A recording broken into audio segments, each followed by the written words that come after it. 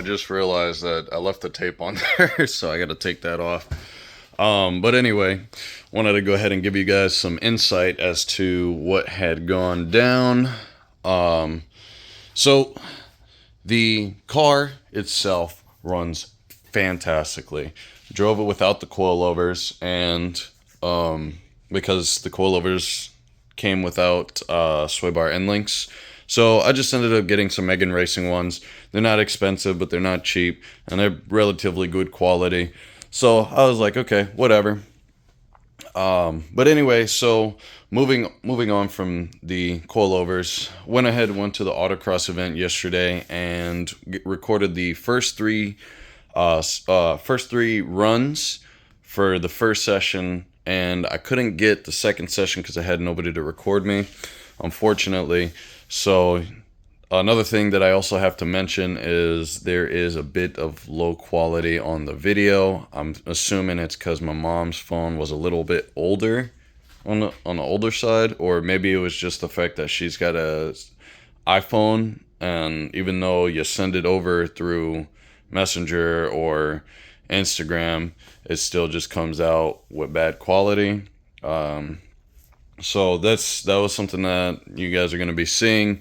But regardless, I hope you guys enjoy. I want to go ahead and tell you guys the results for each run.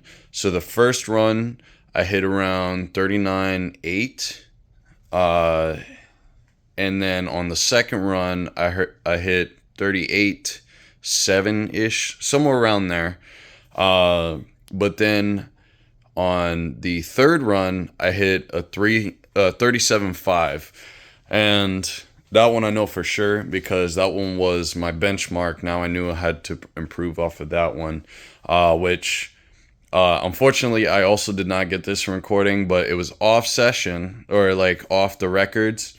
We were just doing fun runs, and my coach had went ahead and timed me on my run, and he said the lowest that I got was 36.4. So I shithered an entire second on one of the fun runs, and I think that was the last run for me before I had called it quits, because I wanted to let the car cool down. I wanted to, stop abusing the car.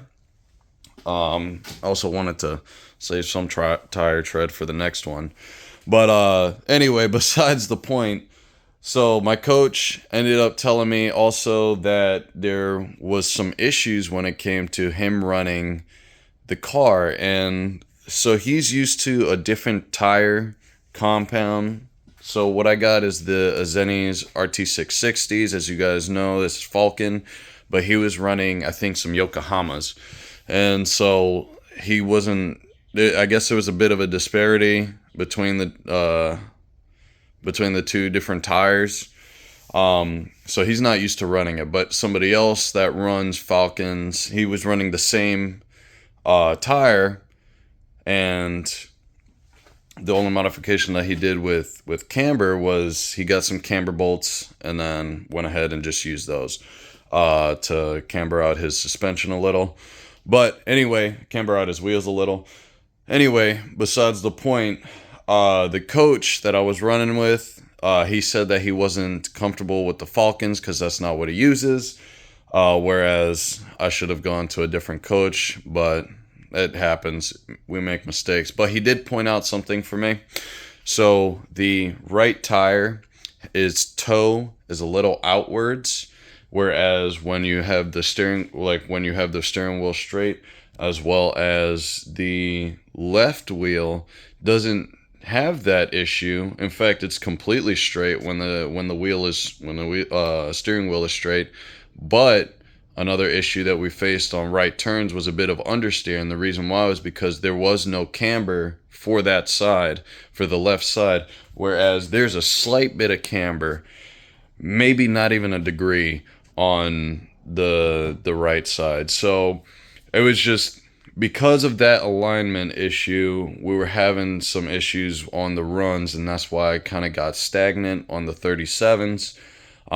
But once I had a benchmark, somebody else drove my car and he got 36. I was like, all right, now I gotta beat that, and then I ended up beating it. So anyway, guys, I wanted to give you some insight as to what happened on the autocross event.